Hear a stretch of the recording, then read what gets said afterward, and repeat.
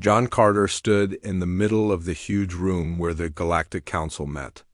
The walls were made of shining metal that reflected the lights of 47 different alien species.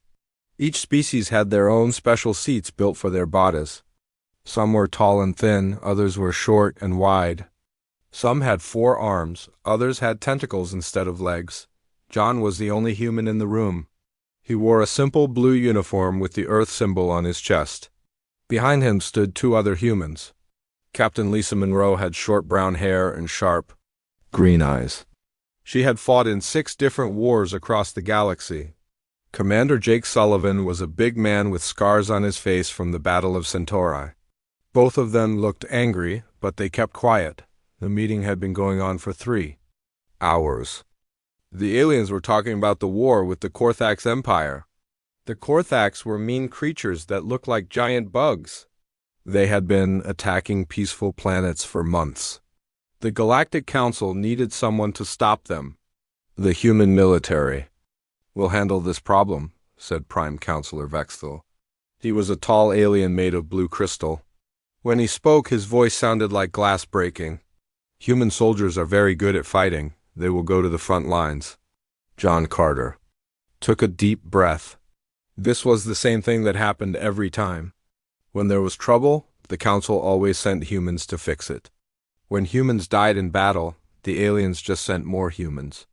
When the fighting was over, the other species took credit for winning.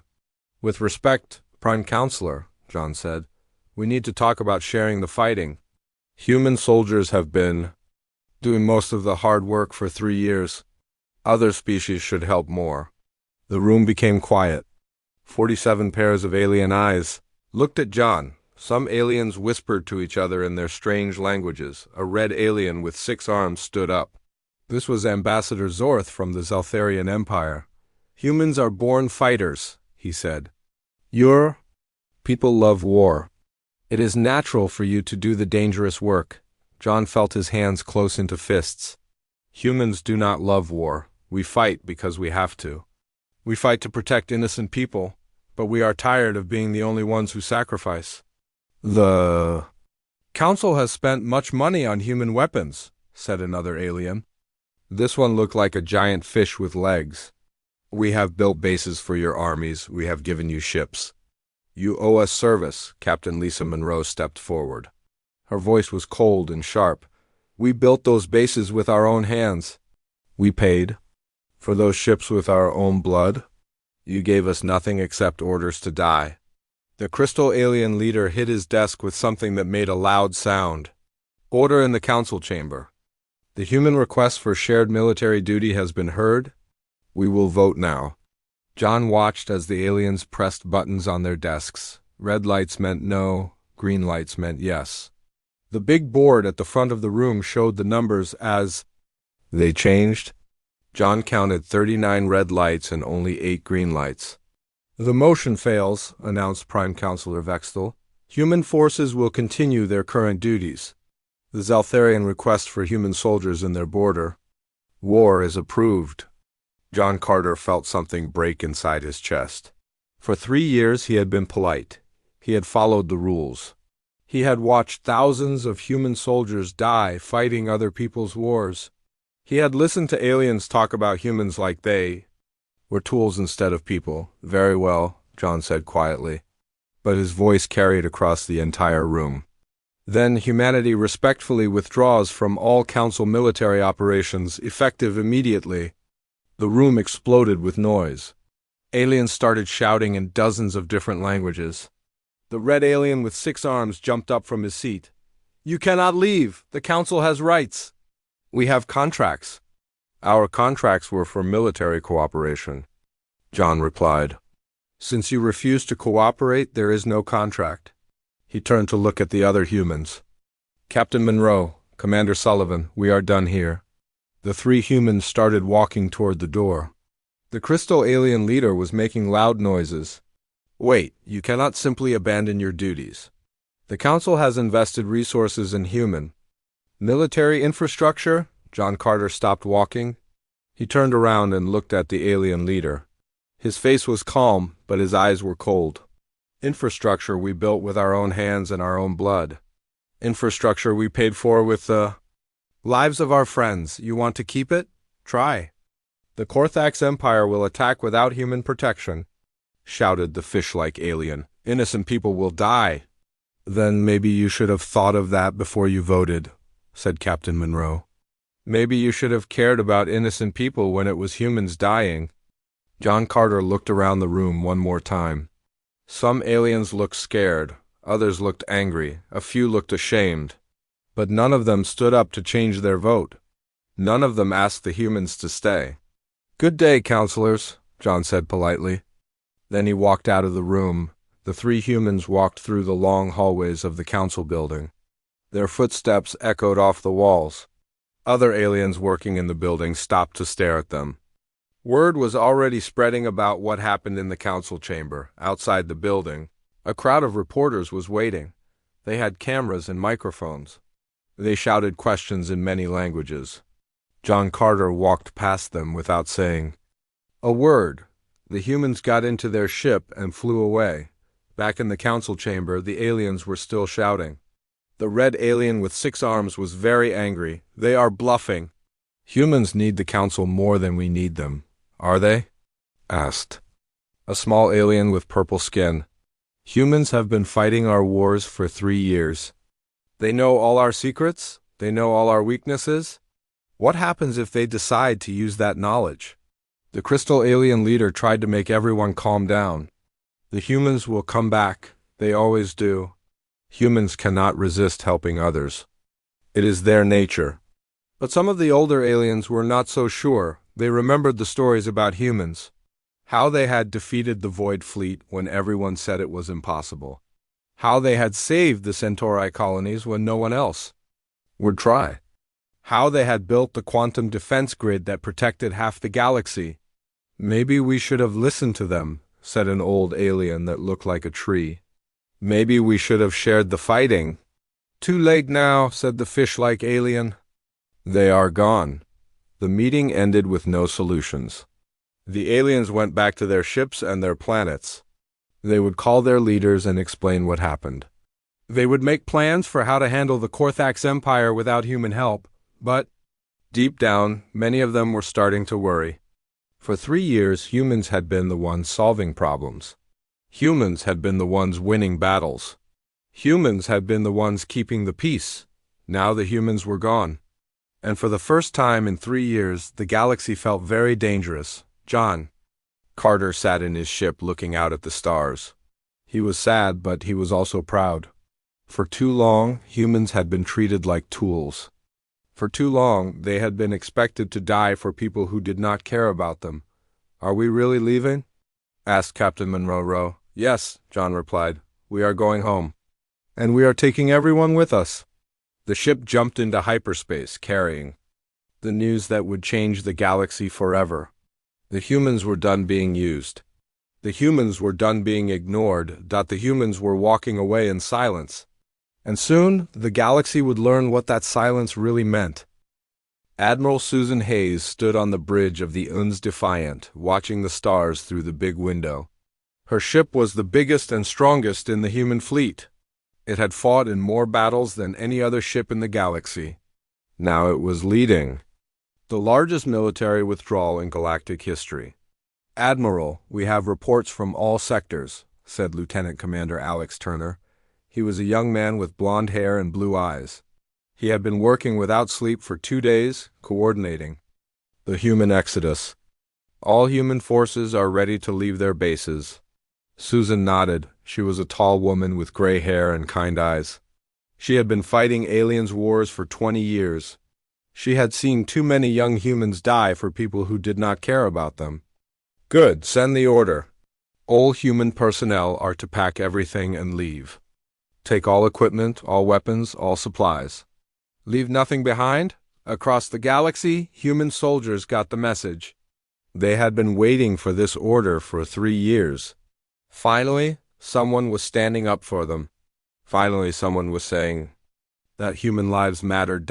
On the planet Kepler 442b, Colonel Ben Rodriguez was packing his office.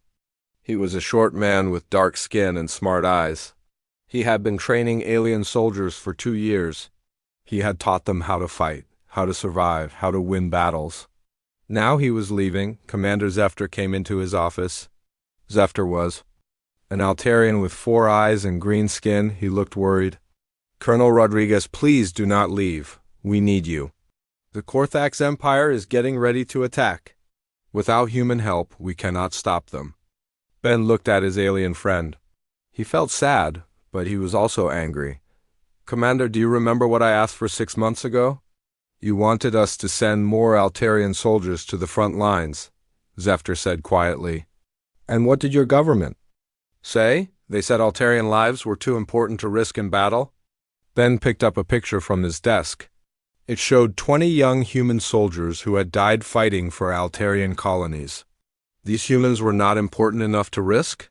These young people who died protecting your worlds? Zefter looked at the picture. His 4 eyes became wet. I'm sorry, Colonel. I tried to change their minds. I know you did, Ben said. You are a good friend. But I cannot watch more humans die while your people stay safe at home. He handed Zefter a thick book. These are all the battle plans and defense strategies. Study them well. You will need them. On the space station orbiting Centauri Prime, Dr. Helen Morrison was shutting down the medical center. She was a smart woman with red hair and green eyes.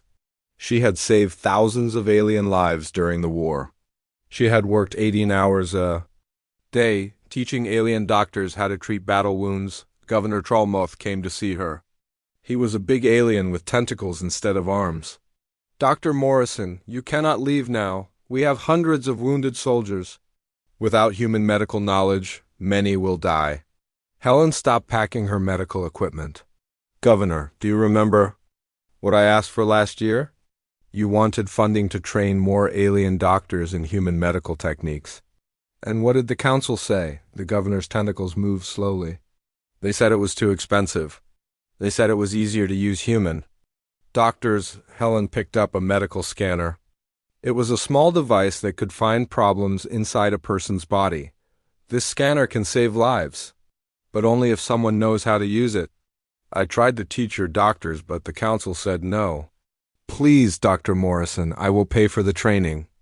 Myself? Helen looked at the alien governor. She could see he was scared. Governor, I have been asking for help for 3 years.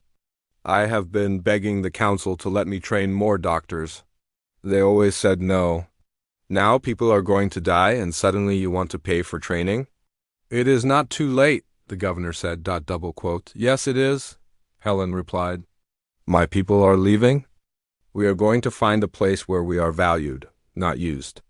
On the planet Tau Ceti Prime, Captain Ryan Clark was loading the last of the human equipment onto transport ships.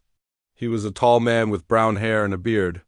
He had been in charge of the quantum defense grid that protected 12 different star systems. The alien workers watched him with scared eyes. The quantum defense grid was very complicated. It used human technology that no one else understood. Without humans to run it, the grid would fail in a few days. Captain Clark, wait, shouted Engineer Vorthak. He was a thin alien with silver skin. You cannot take the quantum generators. The defense grid will collapse. Ryan looked at the alien engineer. Engineer Vorthak, how many times did you ask your government to learn human technology? Many times. But they said it was not necessary. They said humans would always be here to run the machines. Ryan laughed, but it was not a happy sound. Humans would always be here, like slaves, like tools that never break? That is not what I meant, Vorthak said quickly. That is exactly what you meant, Ryan replied. You wanted us to run your machines forever. You wanted us to fight your wars forever. You wanted us to die for you forever. But you never wanted to learn how to do it yourselves. The alien engineer looked at the quantum generators. They were big machines that hummed with power. Please, Captain, show me how to run the machines. I will learn. Ryan shook his head. Too late. These machines are very dangerous. It takes years to learn how to use them safely. You should have started learning 3 years ago. All across the galaxy, the same scene was happening. Human soldiers were packing their gear. Human doctors were closing their hospitals. Human engineers were shutting down their machines. Human teachers were leaving their schools. The aliens watched in growing fear. They had never realized how much they depended on humans.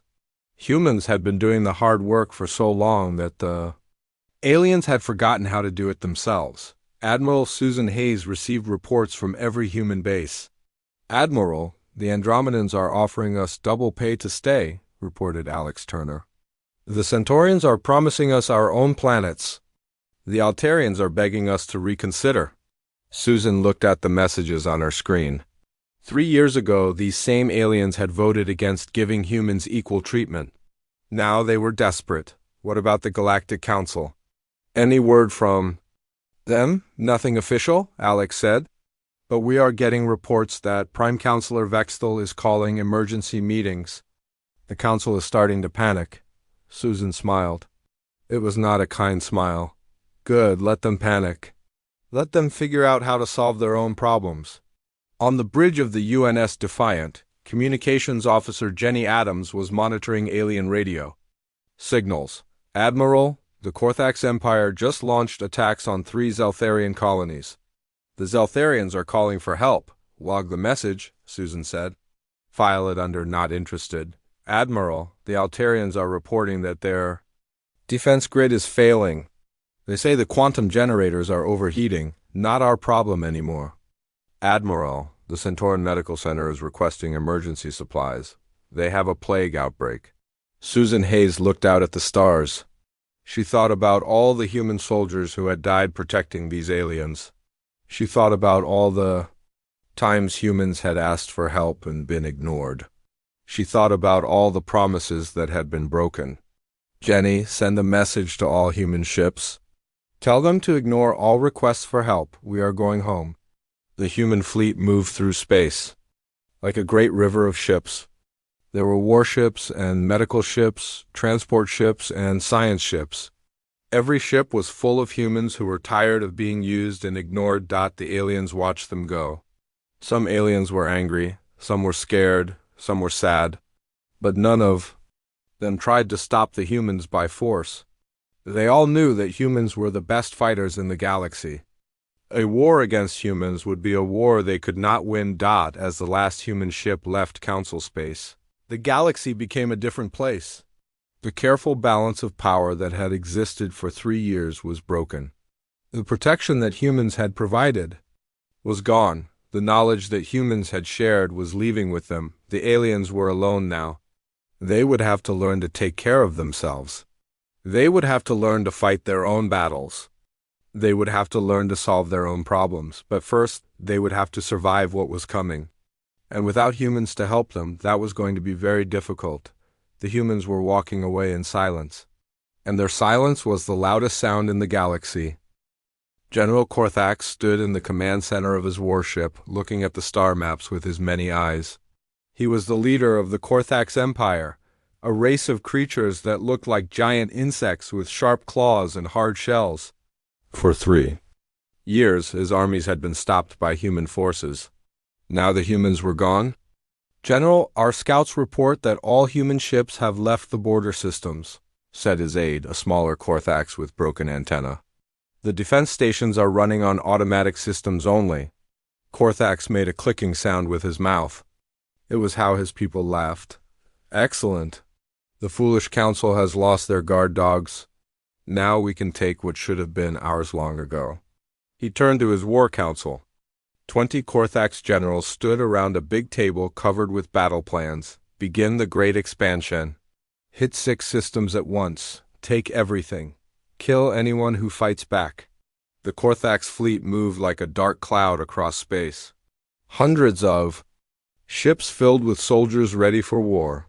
They had been waiting for this moment for years. The humans had always been too strong, too smart, too fast. Without humans to stop them, the galaxy was theirs for the taking, on the planet Zeltharia Prime. Ambassador Zorth was in his office when the alarm started ringing. He was the same red alien with 6 arms who had spoken against humans in the council meeting. Now his face was pale with fear. "Sir, Corthax ships are attacking our colonies on 3 different worlds. reported his aide. "They broke through our defenses in minutes." Zorth stood up quickly. "Impossible. Our defenses are strong. We have force fields and weapons." "Sir, the humans designed those defenses. They also ran them. Without human officers, our people do not know how to use the weapons properly." Zorth felt his stomach drop. "Contact the human fleet. Tell them we will pay anything they want. Tell them we are sorry." "Sir, we have been trying to contact them. For hours, they are not answering our calls." On the space station orbiting Centauri Prime, the quantum defense grid was failing.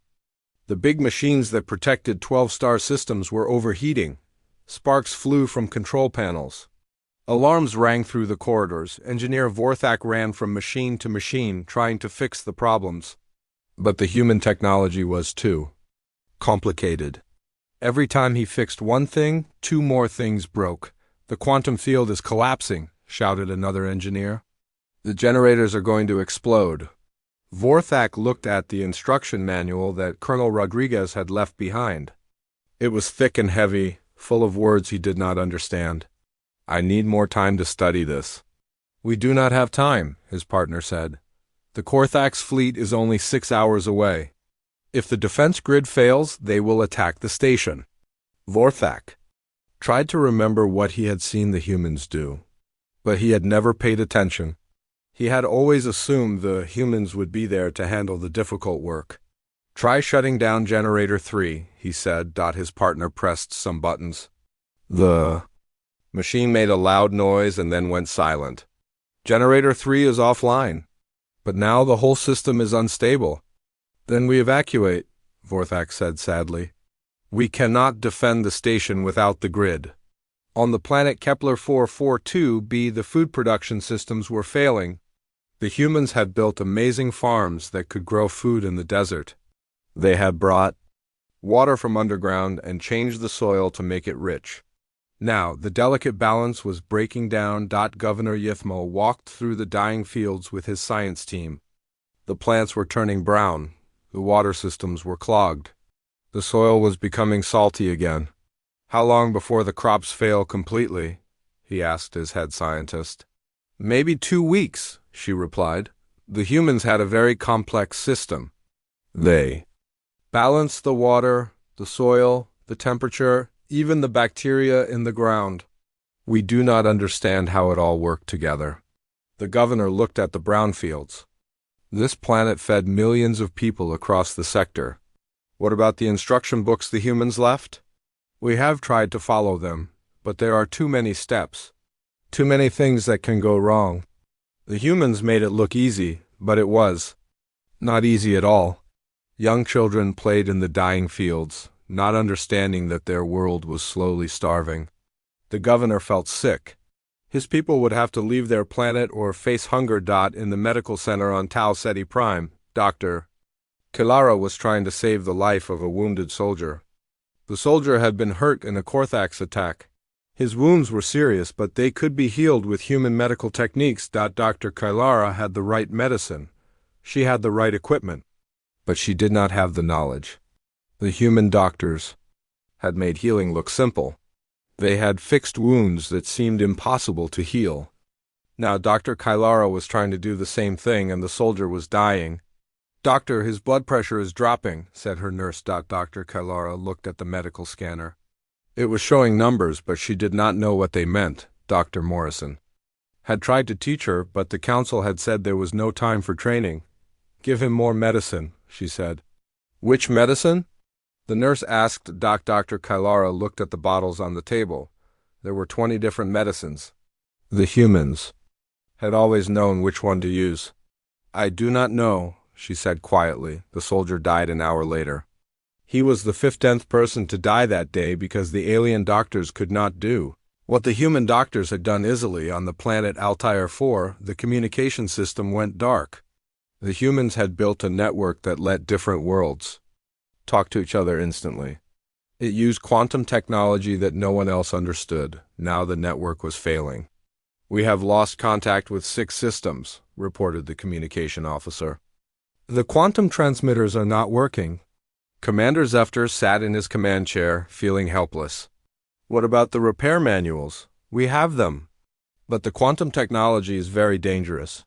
The humans said it could kill everyone on the planet if we make a mistake? Zephyr thought about his human friend, Colonel Rodriguez. The colonel had always been willing to help.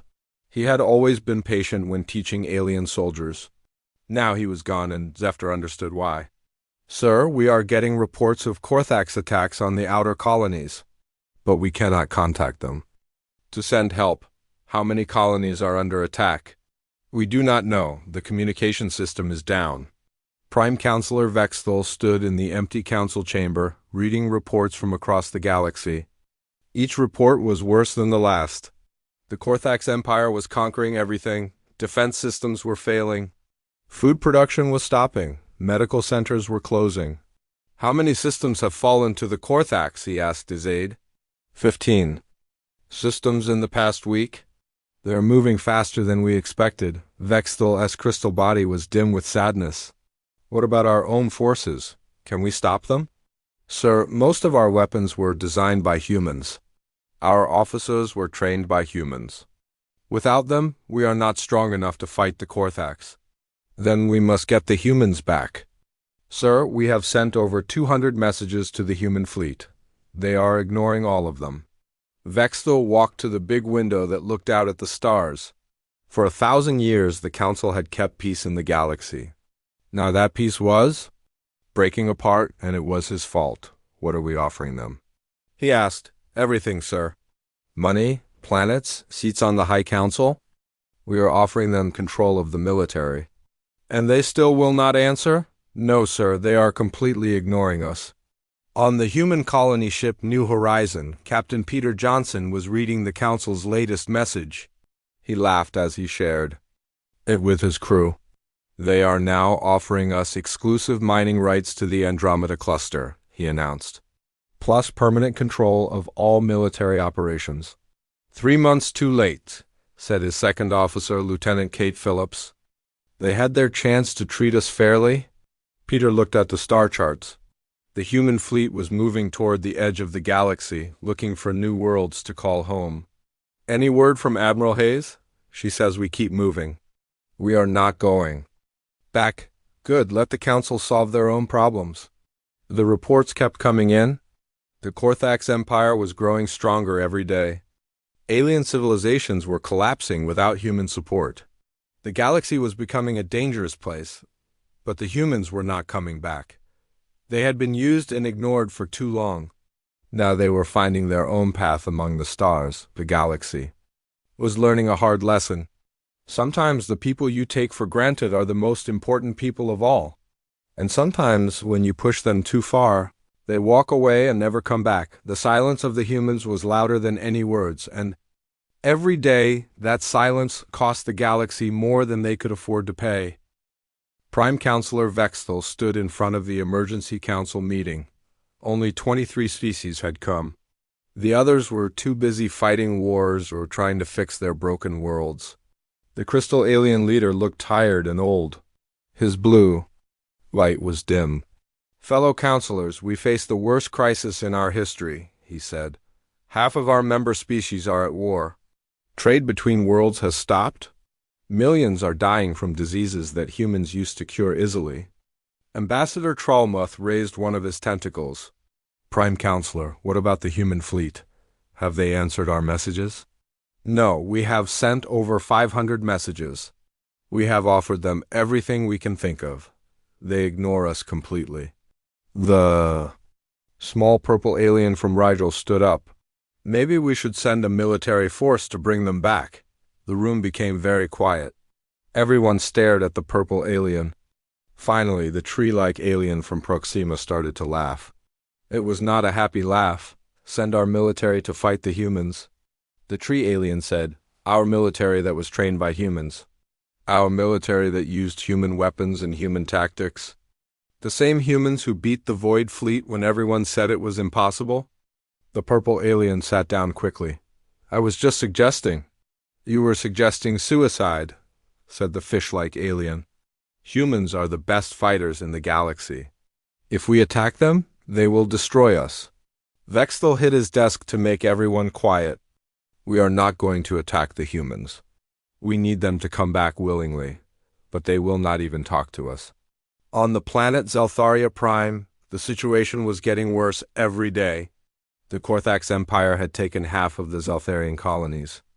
Millions of Zeltharians were running away from their homes, looking for safe places to hide. Ambassador Zorth was in his underground bunker, trying to coordinate the defense of his homeworld, but it was hopeless. His soldiers did not know how to use the human-designed weapons. His officers did not understand human battle tactics. "Sir, the Corax fleet is 3 hours away from our planet," reported his military aide. "Our defense satellites are not working properly." Zorth looked at the battle screens. Red dots showed Corax ships getting closer. Green dots showed Zeltharian ships trying to stop them. But there were 5 red dots for every green dot. "What about the quantum cannons?" Zorth asked. "Sir, we cannot figure out how to fire them." The human operators left detailed instructions, but the weapons are too complicated. "Our gunners are afraid they will explode." Zorth closed his eyes. 3 months ago, he had voted against sharing military duties with other species. He had said humans loved war and should do all the fighting. Now his world was about to be conquered, and the humans were nowhere to be found. "Send another message to the human fleet," he ordered. "Tell them we will give them anything. Tell them we will make them the leaders of the council." "Sir, we have sent that message 50 times. They do not answer." On the medical station orbiting Vega Prime, the plague was getting worse. Thousands of sick people filled the hospitals. The alien doctors were doing their best, but they did not have human knowledge. Dr. Kalara had not slept in 3 days. She was trying to save lives with medicine she did not understand. Every day more people died. Every day she wished the human doctors would come back. "Doctor, we have another outbreak on level 7, said her nurse. "The infection is spreading faster." Dr. Kalara looked at the medical computer. It was full of information about diseases and treatments. But the information was written by humans? For humans, the alien doctors could not understand most of it. What would Dr. Morrison do? She asked herself. Dr. Morrison had been the human doctor who worked on this station. She had saved thousands of lives. She had made healing look easy. "Doctor, the sick people on level 7 are asking for you," the nurse said. Dr. Kalara walked to level 7. She saw dozens of sick aliens lying on beds. They looked at her with hope in their eyes. They thought she could save them. But she knew she could not do what the human doctors had done. An old Centaurian grabbed her hand with his weak fingers. "Doctor, please help my grandson. He is only 5 years old." Dr. Kalara looked at the sick child. She knew what medicine could help him, but she did not know how much to give him or when to give it. Human doctors had special training that took many years. Alien doctors had never learned these skills. "I will try," she said. But she knew that trying was not enough on the planet. Kepler 438b, the food crisis was getting desperate. The hydroponic farms had failed completely. The water systems were broken. The soil had turned toxic. Governor Yithmal was preparing to evacuate his entire planet. "How many transport ships do we have?" he asked his aide. 12 ships, sir, but we have over 2 million people on this planet. Then we save who we can. The governor walked through the dead farmlands. 3 months ago, these fields had been green and full of food. The humans had made this desert planet into a garden. Now it was becoming a desert again. "Sir, there is something else," his aide said quietly. "We found something in the old human files." "What? Instructions for fixing the farms?" "But they are written in human technical language. We need human scientists to understand them." The governor felt anger and sadness mixed together in his chest. "So the humans left us the answers, but we are too stupid to understand them." "Sir, it is not that we are stupid. It is that human science is very advanced. They spent hundreds of years learning these things, and we never bothered to learn from them." On the space station above Altair 4, the communication breakdown was complete. Entire sectors of the galaxy could not talk to each other. Military forces could not coordinate. Trade ships were lost in space. Families could not contact their loved ones. Commander Zefter sat in his office, surrounded by broken equipment. His engineers had tried to fix the quantum communication array. Instead, they had made it worse. Now the station could not even talk to its own ships. "Sir, we have an idea," said his chief engineer. "We could try to build a simple radio system. It will not be as good as the quantum network, but it might work." "How long will that take? Maybe 6 months? Maybe longer?" Zefter thought about his friend Colonel Rodriguez. The human had always been patient when teaching. He had always explained things clearly. Zefter had learned a lot from him, but not enough. Sir, there is something else. We received a message from the human colony New Horizon. Zefter stood up quickly. The humans answered us. Not exactly, sir. The message was not for us. We picked it up by accident. They were talking to their own ships. What did they say? The engineer looked nervous. They said they have found new worlds to colonize. They said they are building new cities and new farms. They sound very happy, sir. Zefter felt his heart break. The humans were not coming back. They had found a new life without the aliens, who had used them and ignored them. In the council chamber, Prime Counselor Vexthal was reading the latest reports. They were all bad news. The Corax Empire now controlled 25 star systems.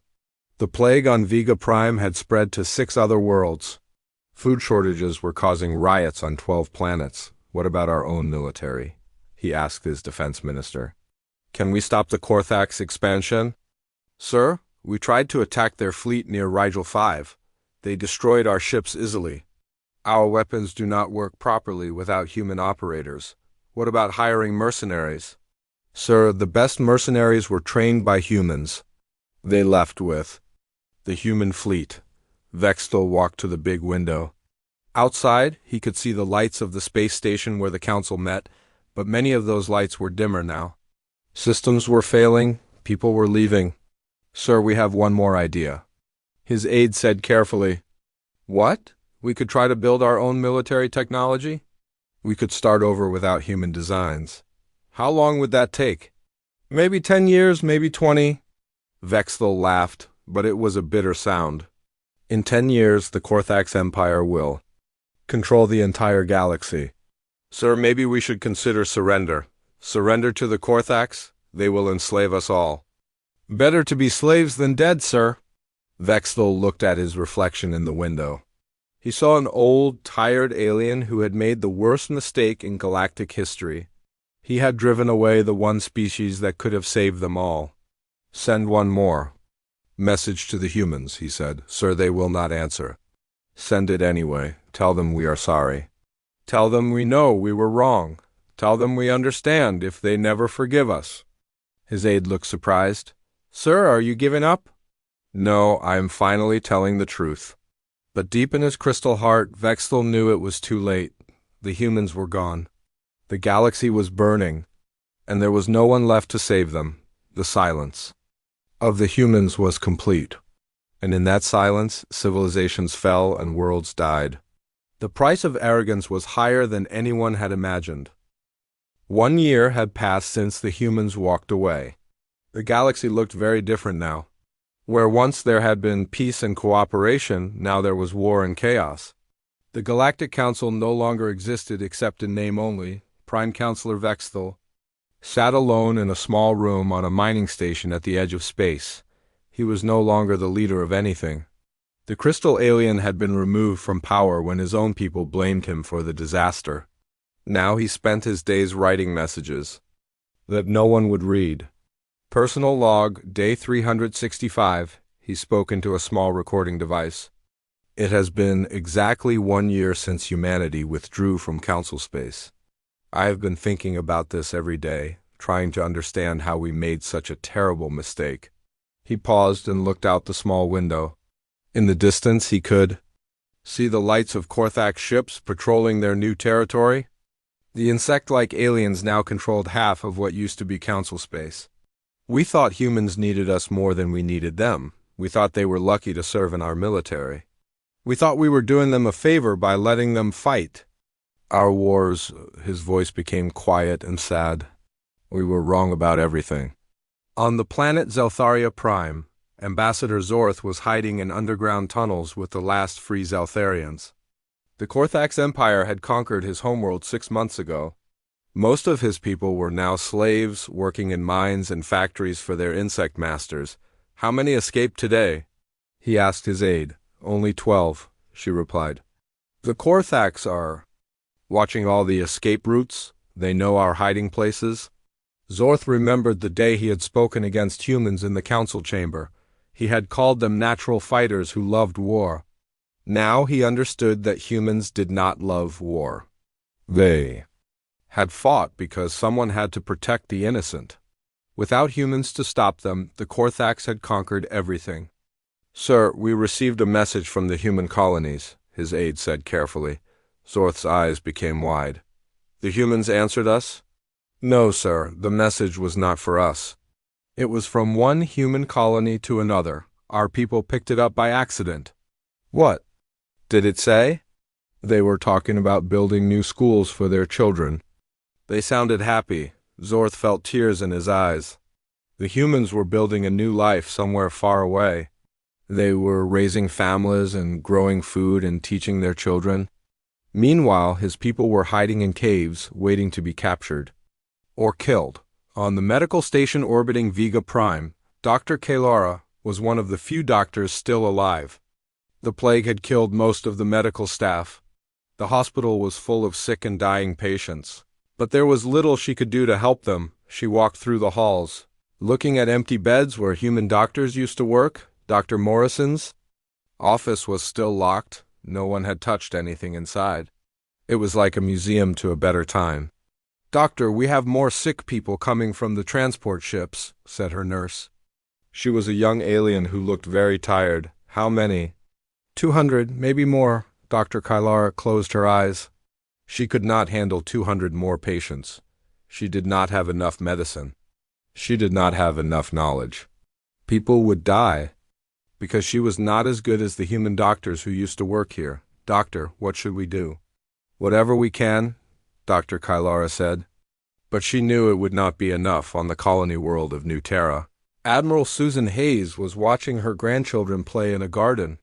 The human colonies in the Magellanic Clouds were growing and becoming strong. They had built cities and farms and schools. They had made friends with new alien species who treated them with respect. Admiral, we have another message from the old galaxy, reported Captain Peter Johnson. He had come to visit his old commander. Which species this time? Susan asked. The Centaurians.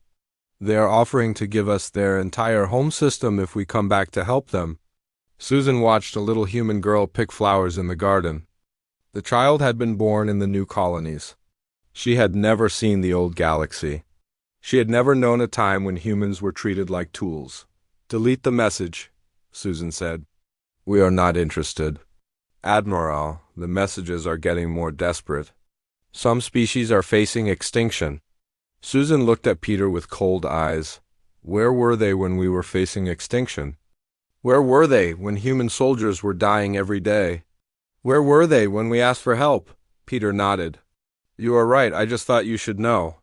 Peter, we gave them 3 years to change, 3 years to treat us fairly. They chose to use us and ignore us. Now they can live with that choice. On the planet Kepler 438b, the last transport ship was leaving. Governor Yithmal watched from the ship's window as his homeworld grew smaller.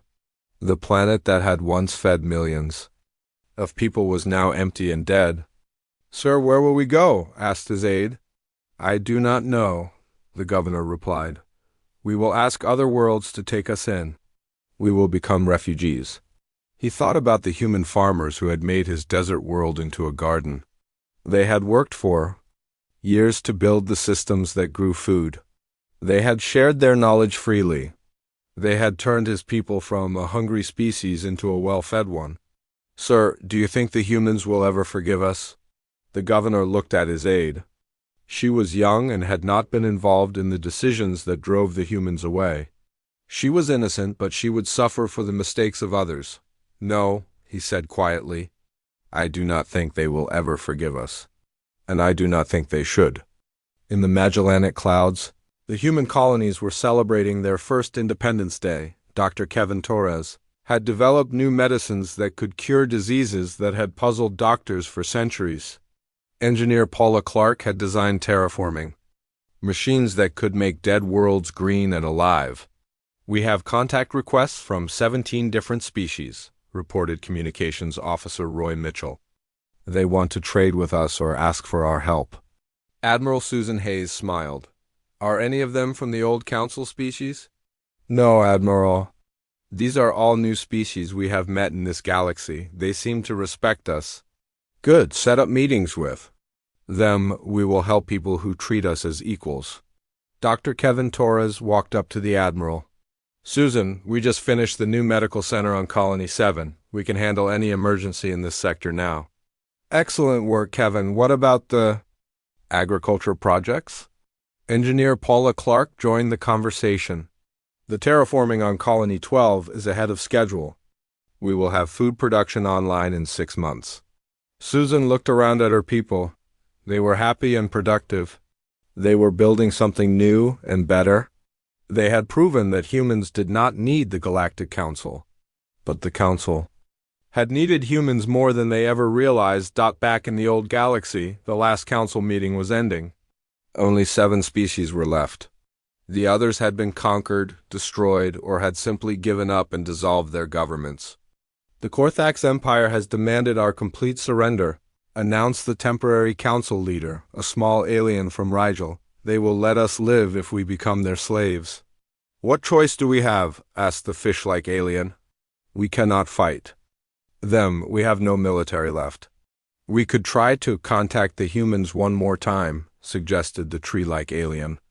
"They will not answer. They have never answered. They are gone forever." The meeting ended with no decisions made. The aliens went back to their ships and their dying worlds. They would probably surrender to the Corax Empire within the week.